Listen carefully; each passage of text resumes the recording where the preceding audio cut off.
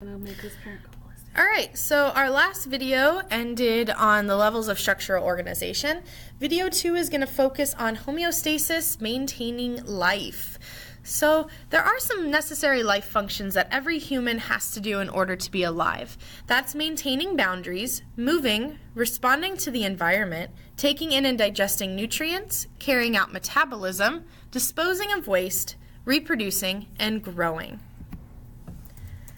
So first, let's talk about maintaining boundaries. This can be on a large and a small scale. And to maintain a boundary just means to have some sort of barrier that's separating the internal and external environment, so the outside from the inside. When we think big, we think of our whole body being separated from the outside world by our skin, our integumentary system. When we think small, we can think of every single cell having a cell membrane separating it from the outside environment. Movement is going to be all the muscles promoted by the muscular system.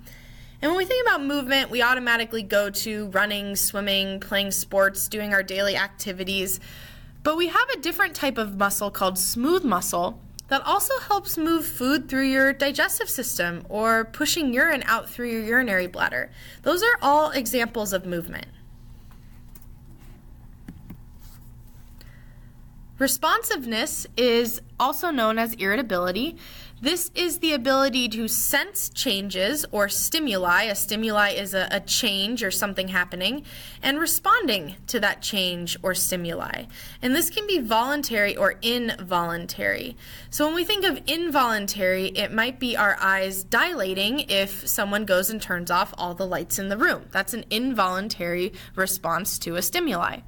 Or it could be voluntary. You could be in the fight or flight mode where if something dangerous is coming towards you, you can decide whether you're going to stay and fight or you're going to retreat and run away. Next, we have digestion and excretion. So digestion is the process of being able to take in food, breaking it down into microscopic little molecules, absorbing those molecules into the bloodstream so we can use them later. And then excretion is the process of removing waste from the body in the form of feces or urine. So if we look at that picture on the top over there, that's a microscopic little structure found in the kidneys that helps you filter out what you want to keep in your body and what we need to remove as waste in the form of urine. Metabolism is all the chemical reactions that are occurring in your body right now. And a lot of times when you think of metabolism, you just think, oh, if someone has a slow or fast metabolism. But really, it's a much bigger picture than that. It's every single chemical reaction that's going on. So as we are talking right now, you are breaking down substances and building substances back up. It's happening 24 hours a day, 7 days a week. For example, when you eat food, you break it down into glucose. Glucose is a simple sugar that enters into your bloodstream, and then your body cells can actually use it to build ATP, which is the energy molecule. So our last topic is going to be homeostasis and positive and negative feedbacks. So homeostasis is the body's ability to maintain relatively stable internal conditions even though the outside world is constantly changing. For example, doesn't matter how hot or cold the outside environment is, your body's going to be able to stay at a relatively stable temperature. So for your body to maintain homeostasis, it has to have communication with all other organs. And those are called homeostatic control mechanisms. Homeostatic control mechanisms are ultimately what's going to help your body maintain stable internal temperatures and conditions. And it needs to have 3 different components. A receptor, which is going to monitor and sense a change. The control center, which analyzes the change and decides what to do with it. And the effector is going to be what allows the change to occur to go back to normal. So let's take a look at this chart here. You can see it lays out your homeostatic mechanism, your receptor, your control center, and your effector. So let's talk about body temperature for a second.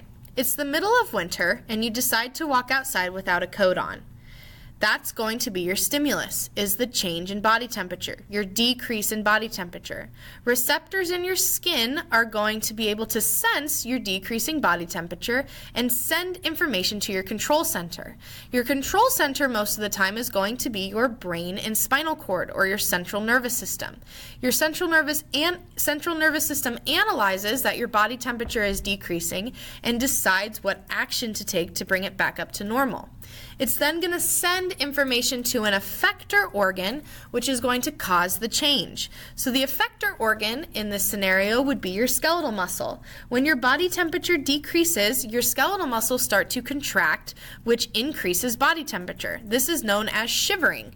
So every time you go outside and your teeth start to chatter, just know that this is your body trying to maintain normal body temperatures. So we're going to talk about negative and positive feedback mechanisms. So most homeostatic mechanisms are going to be negative feedback loops. Now, what I want you to understand here is just because we're using the word negative does not mean it's a bad thing. A lot of times students see that word negative and they think, oh my gosh, this probably isn't good. We probably don't want this to happen in our bodies. But that's not true.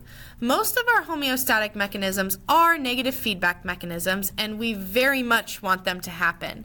A negative feedback mechanism is when we have a stimulus and we want to reduce or stop that stimulus. So we want to stop what is happening to us.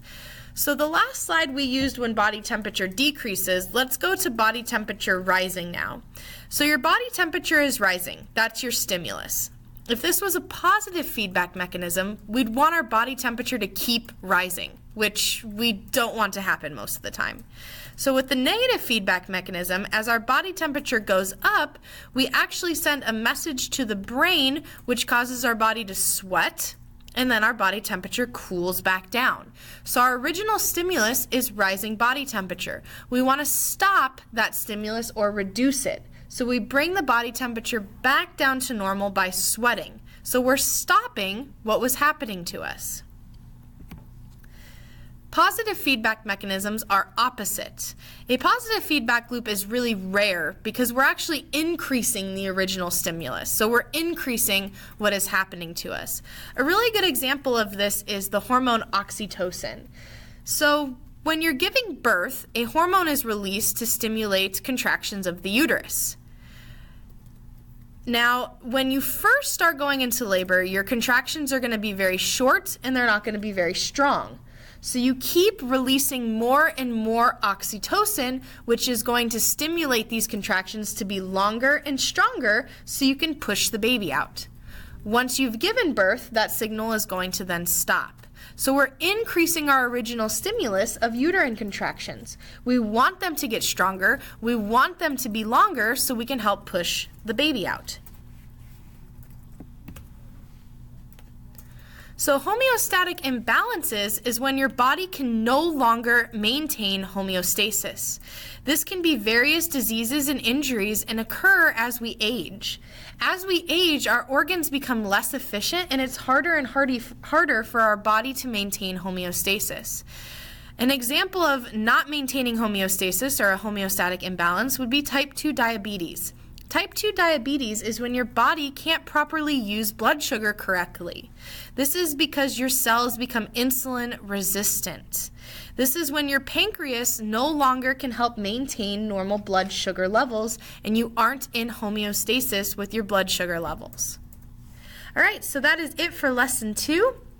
Please now answer the questions and take the quiz based on this lesson. Thank you all for watching.